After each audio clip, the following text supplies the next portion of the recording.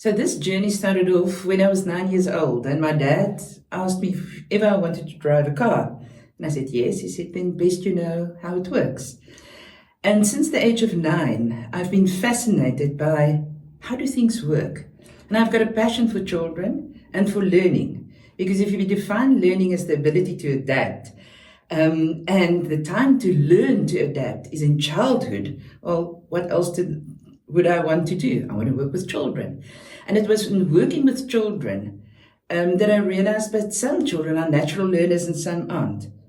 And I don't believe that God has favorites. So I thought, there must be a reason why some children learn with greater ease and others don't. And that led to a journey down the rabbit hole called the brain. The next step in this journey was when I thought, if I could become a fly, I was still around about the age of 9 or 10, I could creep into people's ears and see what makes them tick. Because I've always been fascinated by people and what makes them behave in the way that they do. Thank God, not all wishes are granted.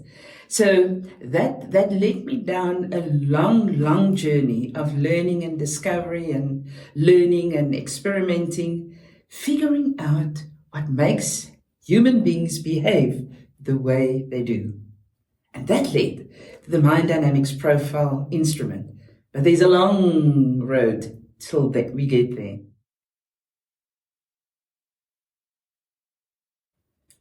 So I started the academic route of this journey, studying preschool education. So I did a B Prom Ed, which is the first degree you can do in early childhood development.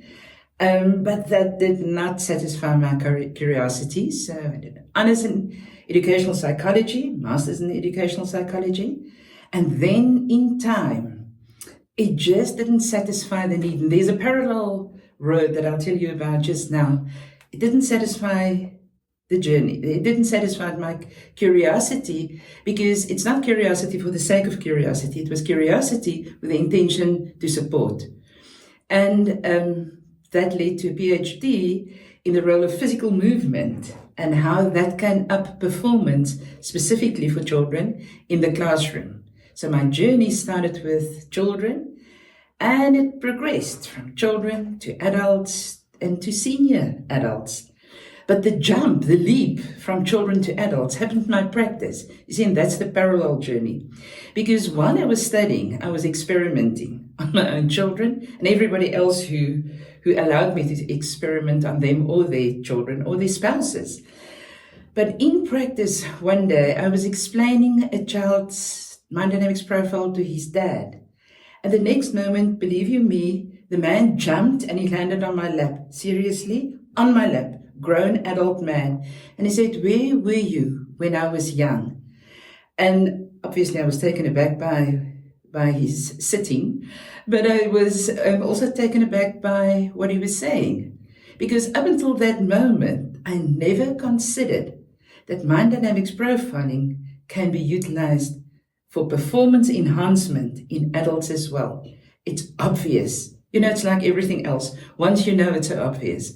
But up until then, I was so focused on children and the developing the brain and the ability to learn that I didn't think we can use the same technology to enhance adult performance.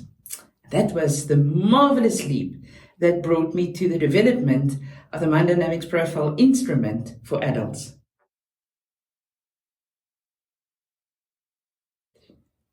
So the instrument is not novel. Like anything else, it's a progression. It's built on other people's brilliant work.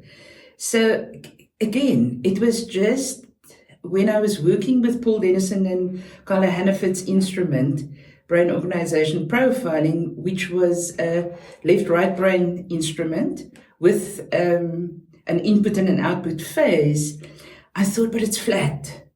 My head's not flat. I'm not really that intelligent. I'm just incredibly practical. But the brain is three-dimensional, so there must be more to a profile than left and right brain. And we will talk about the left and the right brain because there seems to be an enormous myth going around that there is no such thing as a left and a right brain. Oh, there seriously is. But just to state on this point for the moment, it was in that moment when I thought, but the brain isn't flat, that I thought, okay, so it has a bottom and a top. So what's bottom and what's top? Well, it's the limbic system and the rational brain. But it also has a back and a front. So what is that? Oh, that's receptive input and motor output. So it's not rocket science. But it was a marvelous moment when it all gelled, and what really put the cherry on the top of the cake was at that stage I was still working with Paul Dennison, and he flipped through my flip file. Yeah, that's why I call it flip file probably. But he said to me, I see you doing 6 dimensions. It's 3 dimensions, 6 parts. And I said, yeah. He said, but how did you do it? I said, we just did it. And he was amazed, which was a huge compliment, because this was actually the person who was responsible for the enormous leap in all of the instruments, where everybody just looks at the brain. Paul Dennison and Carla Hannaford said, it's not just about the brain. We have to look at input, brain, and output. So yeah, it has been an amazing journey.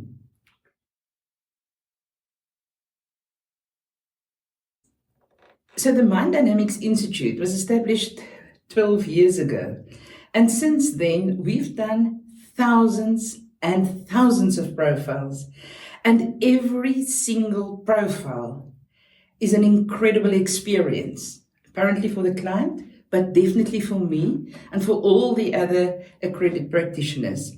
Because it's in that moment when we unpack a profile that you discover something about a person, and especially as a coach, it is phenomenal how the masks drop. And all of a sudden, you see the person in front of you in a different light because you understand the operating system. And the moment they know you understand that, they feel understood.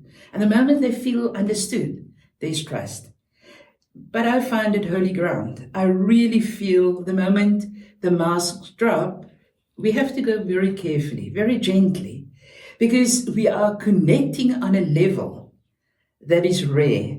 It's a marvelous, marvelous opportunity for a coach to be able to guide from the real person and not from the perceived person.